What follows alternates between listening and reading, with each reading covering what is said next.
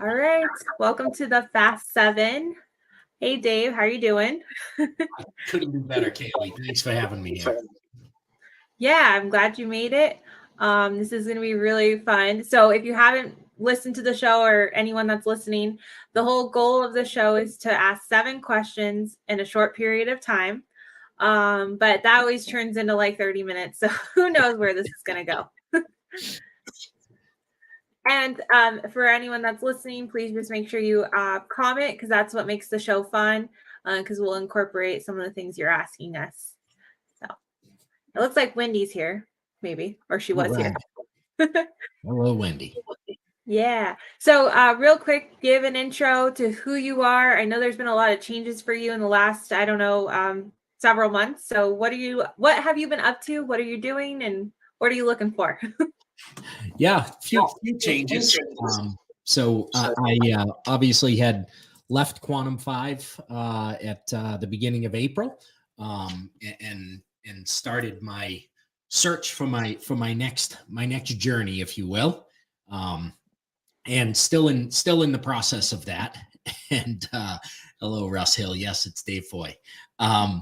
Yeah, still in the process of finding the right fit. There's been some amazing opportunities that have come through that have just been not exactly what I was looking for. So that's what is the holdup is probably more me than anything else. To keep the time going, we've got the Fixed Ops Mastermind Leaders Group that's every Tuesday night, which you're there most nights, most weeks rather. I put up on LinkedIn yesterday that I reopened my Vision and Values coaching program. So anybody that wants to get into the coaching program, there's spots that are open for this next round of coaching. So that's where I am right now. For I think everybody else knows who I am, so I don't think I need to do the walkthrough of my life. But oh yeah, well, and we could save that for when you come on the podcast. We want to ask super direct questions for this show. But that's a lot that you've been going through, and it's good that you're being picky because you know what you want, and you know it's going to work for your life. And I think it's really great that you've opened up the coaching so that people can take advantage of that. And the mastermind's always there. Yeah. The coaching was before I joined Quantum was starting to really gain some momentum and something that I absolutely love doing it. It's super rewarding to go through and do it. So it was time to bring that back. Good. Yeah, you need that fulfillment. Absolutely. So first question, we'll jump right into it. Okay, this should be kind of an easy one, but describe yourself in one word or two. I don't know. Describe myself in one word. I'll use 2 words. I knew you were going to use two. Empathetic leader. Empathetic and what? Leader. Okay. Yeah, I could totally see that. And those are 2 things, they go hand in hand for that. So that's good. Absolutely. Yeah. And then what is something that not a lot of people know about you? Like, do you have a cool hobby, or is there a secret, or what's something? Well, it wouldn't be a secret if I told anybody. Something that not a lot of people know about me, and every time I say this, I regret it because then people want me to do it. But I can imitate a bunch of Muppet characters. And no, I'm not doing it. I was just gonna say, oh my gosh. I bet I don't know, well, you have kids, right? So your kids, when they were growing up, you probably did that for them. That's cool. Yeah, absolutely. So when I see you in person, I'll make you do it. Yeah, I'll do it in person for you. It's very difficult for this introvert to be put on the spot to do it. I can imagine. I'm not going to pressure you. You don't have to do it. But that's really cool. That's a fun thing. You can do Muppet impersonations and Muppets and some Sesame Street characters. It's fun, but it's definitely not something that I do a lot in public. So very few people know I can do that. Yeah, I'm trying to like think of the character. Like, is it Hermit the Crab or not Hermit the Crab? No, there's Kermit the Frog. I can do a little bit of Kermit the Frog, but I can do Ernie and Bert. I can do Grover. What And about the Cookie Monster? yeah, Cookie Monster we can do. Very Yeah, cool. so it's fun when it does come out. Cool. I can't wait to see it. Okay, so I want to get into some like fix op stuff, but let's see if I had another question before we got into that. Okay, so this is kind of on a personal level. What have you stopped doing? Well, this I kind of know the answer of this. What have you stopped doing that you started doing again? And I feel like that would be your coaching. Yeah, I would say that's probably the biggest thing is the coaching. From a from a personal standpoint, what I stopped doing, I had actually gone on a journey of making sure I was really eating well and getting the steps in every day, and kind of fell off on that a little bit. I have a bad gummy bear habit that that interferes with good eating. So, that I've gotten back on that the last couple of weeks though. So I would say those two things: bringing back the coaching program and getting back to eating properly again. That's probably I think something everyone struggles with with the food. It's like it's the 80-20 rule, and it's like food is such a hard thing. Yeah, it's easy to flip that 80 though. It really is. So it's nice that you admit that, because that's something I think a lot of people definitely struggle with. Let's say hi to a couple of people too, if they're still here. That's from last night's show with Brian Wall. He gave us a I'm like, what? brain test to take. Oh, there's a test to take. Cool. Yeah. There we go. Oh, Fix Ops Master. The coach, Mike Vogel. Yep. And we got Robert Mig. We just call him Migs because I don't like saying his last name. Oh, Robert. Awesome. Okay, so what else do I want to ask you? How do you define leadership in the context of building just high performing teams? Because I feel like that's what you really focus on in that's what you're really good at. So how do you define that? So leadership, I would define as the ability to convey a vision upon a team in such a manner that they can also see the vision for their life coming true as the vision for the company comes true. So you've got to be able to paint a picture of a large enough vision for where the company is going, that they can see what they have a vision for their life, whether that's being able to take more time off, whether it's being able to buy a boat, whether it's being able to make more money than they've ever made in their life, whatever their vision is, whatever their individual vision is, the company vision has got to be big enough that they can see their vision of their life coming true within that. And that's all up to the leader to paint that vision and get the buy-in. Oh yeah, that makes sense, because I worked for companies where they don't really talk about what you want as an individual. It's just kind of all about their goals, and I love that you're incorporating that and getting everyone to see the big picture of and that's how we work harder as individuals, because we set our own goals, and then Yeah, nobody ultimately is working because they unless they're the owner of the company, nobody's ultimately working there because that's their whole life, right? Everybody's working for the money to provide to have the life that they want. I was just gonna say you can't do anything really without money, so that's exactly what it is. Yep. Yeah. Okay. What is a big opportunity that you feel like dealerships aren't taking in the fixed operations world? I think within the entire dealership, I think the biggest opportunity that is out there right now is having comprehensive career paths for every single team member, which this goes back into being able to paint that vision and fulfill that vision. every team member has aspirations for their life. You've got to know what they are, and you've got to provide them a path to get there, right? If a service advisor who wants to be a service manager doesn't see a way to get there within your store, then they're going to go somewhere else. You're going to lose that person. If you have a service advisor that wants to become a salesperson that wants to become a service advisor, a tech that wants to become a salesperson, you've got to be able to provide the path for them to get there. It's the easy route to look and say, well, he's a technician. You don't go from technician to sales. Well, you're going to lose that person, right? They're going to go somewhere that will give them that opportunity. So you need to be able to have those paths in place and be able to say to whoever it is in whatever direction they're going in their career that, look, here's the steps. Here's the steps that you can take. Here's what we expect you to learn, what we expect you to know. Here's what we're going to do. Here's what our contribution is.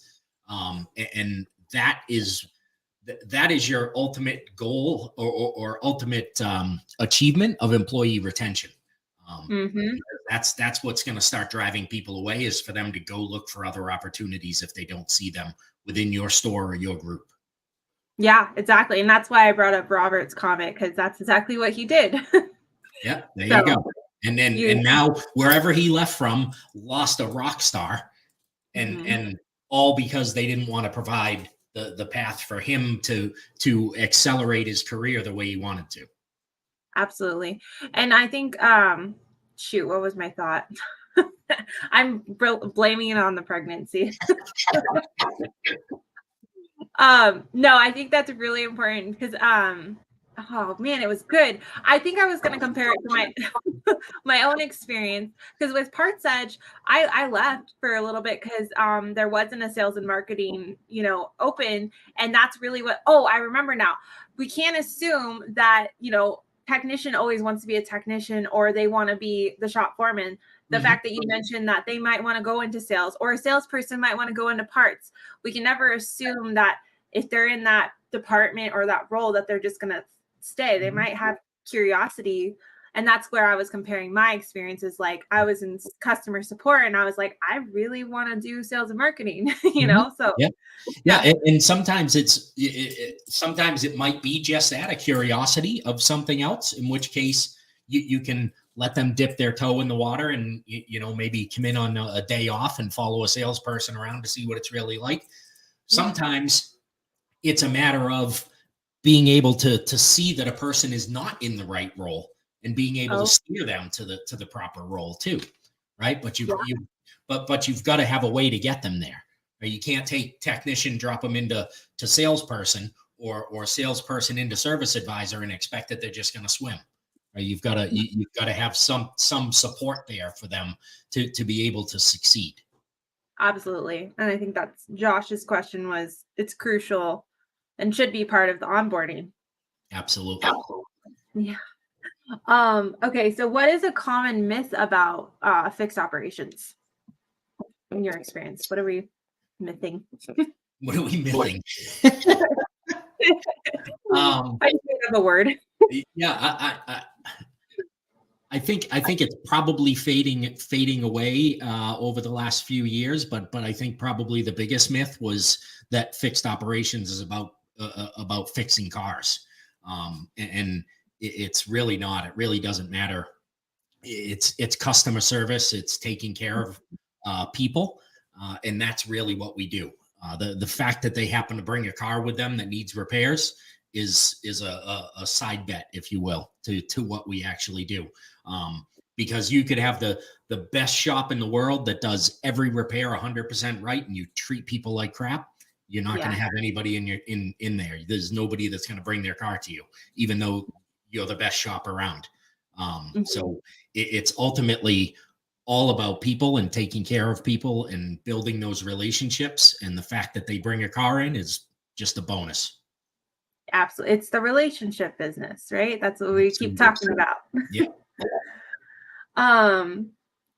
What was sorry, I should have made the font bigger, or I need glasses. I love that these are live, because I can just what was my next question? Okay, so this is another one that's, I think because you're kind of in the vendor space where you're in the coaching business. So what would you say is kind of the most frustrating thing about what you are doing or trying to do when you're trying to, work with people?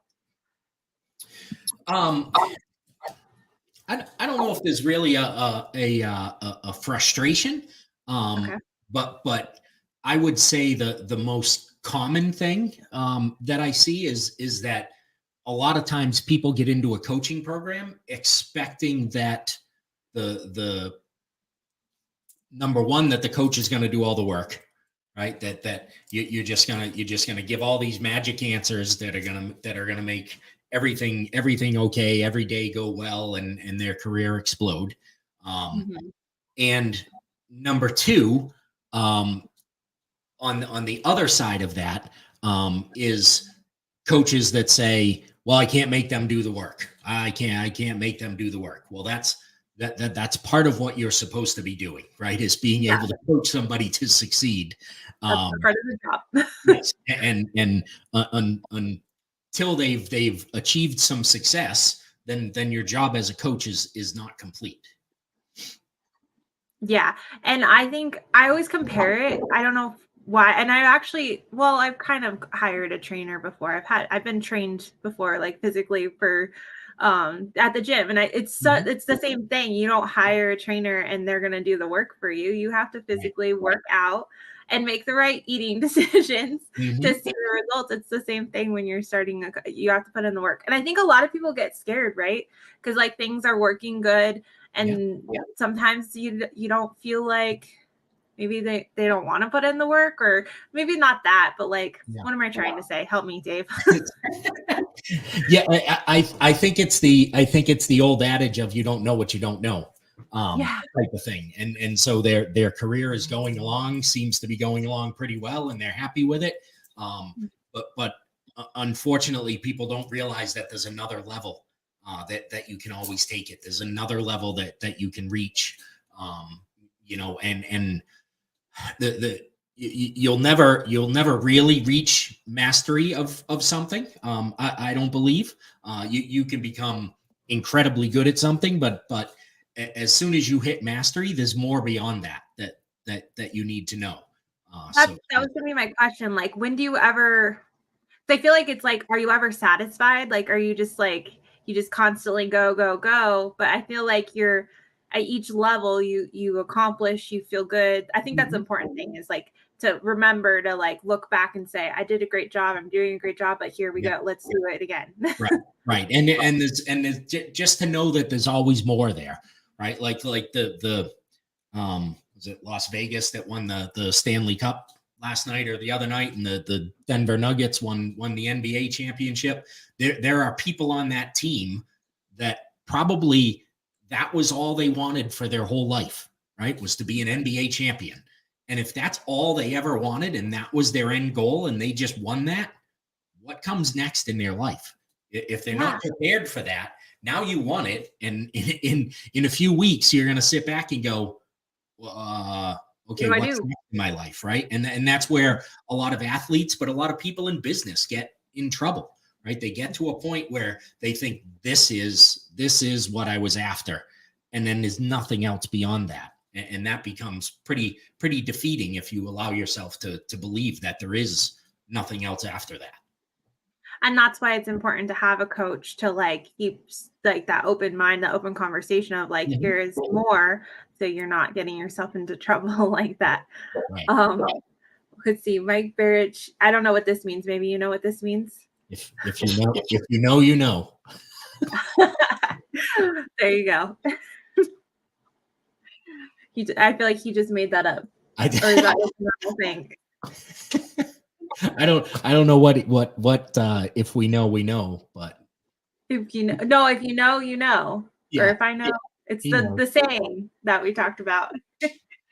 I think I only have one more question for you. Where is it? So I think it's going back to like the personal growth. It's an essential aspect of leadership. But are there strategies or practices that, without giving it all away, could you share that might help people grow and improve as leaders? I think it's a big question. I mean, I think there's some definite areas that that leaders need to focus on. Number one is making sure that your mindset is correct. That it's a growth mindset. That you're always looking to continue to grow. Number two, time management skills. It's one of the things that we go over in the vision and values coaching. Being able to be an effective delegator, and using delegation to get to true empowerment for your team. It's not just about me saying, hey, I don't want to do this. I don't want to do this job. So Kaylee, this is your job now, right? There's a process to work into that delegation to get you to the point where you are truly empowered to do that job. But there has to be some points in the middle there where you're doing the job, but I'm still going to accept the responsibility if you screw that up, right? So, and you've got to get somebody to the point where we can get by that and through that to the point where you totally accept the role, and now you're empowered to do that role, right? You now feel better about your job. You were given something new to do. It wasn't just dumped on your lap. Because your boss didn't want to do it. Yeah. Exactly. And I mean, sometimes it's something that even if it is something that the boss doesn't mind doing, sometimes it's about empowering the team member to be able to do something. Right. To get more buy-in there, to get a team member to really feel much more connected to the team and to the overall vision of the company that we started this conversation with. It's all coming full circle. And I feel like you can empower the team member, that opens them to have another perspective, just like you're saying, buy-in, but they might have ideas and start expanding in a better way that you not that you were doing it wrong, not that you showed them the wrong way, but they might think of ideas. Exactly. Yeah. There is no way that one person in any business anywhere has all the ideas. No, right? Not at all. Everybody's seeing everything from different sets of eyes and different angles. And there's if you keep your eyes and your ears open and you have an open relationship with your teams, then those ideas will come back and they will come to the surface. And a lot of them are really good ideas that really help the company and the business. Absolutely. I've seen that happen too. I'm sure you have seen that where all the ideas coming together. Absolutely. It's important to keep them involved. It really is.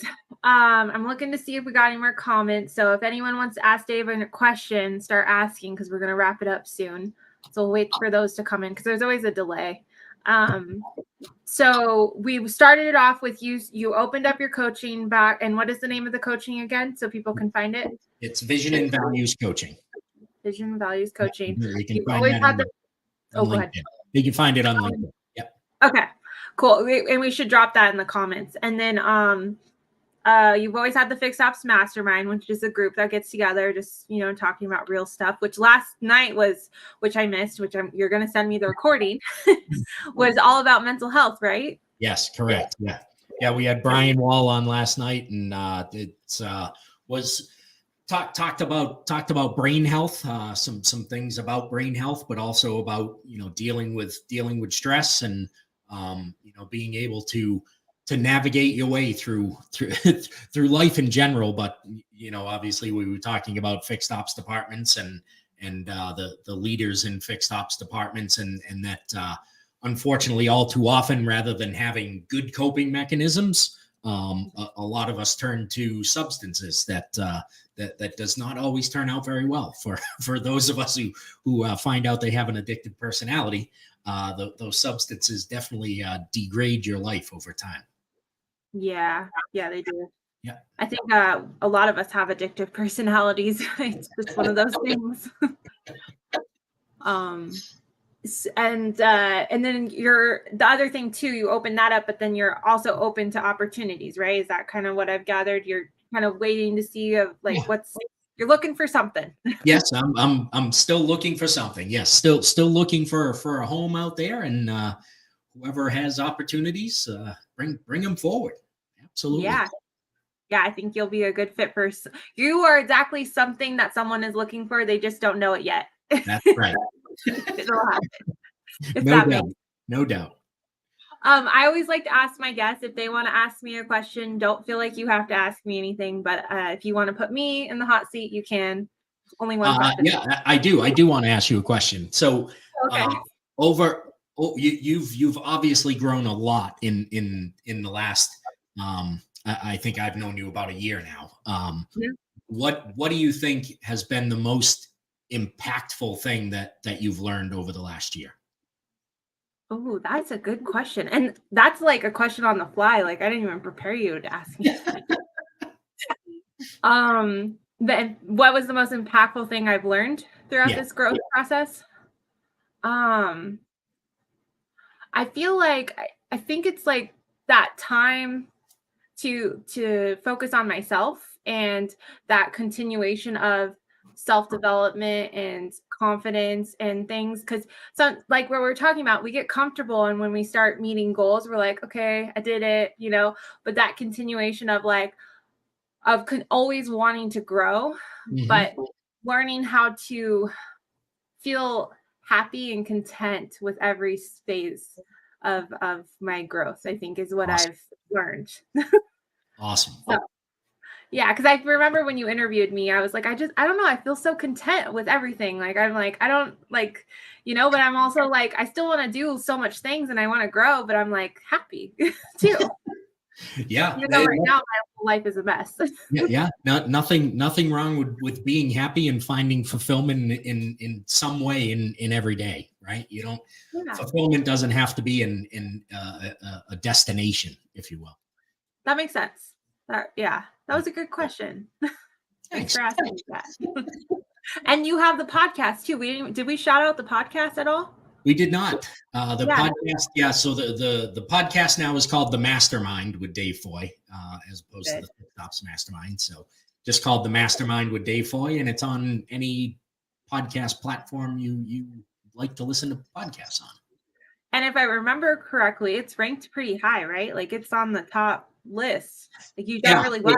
Yeah. So I hit Apple's top 100 at one point for business. So that was pretty exciting. I'm not in the top 100 right now, but we'll get back there. You'll get back there. I love the dropping the fixed on it, because the mastermind could just be, because you've had guests from not in the fixed ops world. So I just feel like it's a great move on your part. So good job. Yeah, it's a little easier explaining or asking guests to come on when it's not the Fixed Ops Mastermind, because they have no idea what Fixed Ops is. Yeah, they're like, what's Fixed Ops? Yeah, and what do I have to do with cars? I don't know. So much easier. Yeah. Well, I don't see any questions coming through. So we definitely had some interactions. So that was fun. I'm so glad we did this, the Fast 7. Absolutely. I love it. Yeah. So we'll put some links in the comments for everything. And thanks so much, Dave, for coming on the show. Awesome. Thanks for having me, Kaylee. Thanks.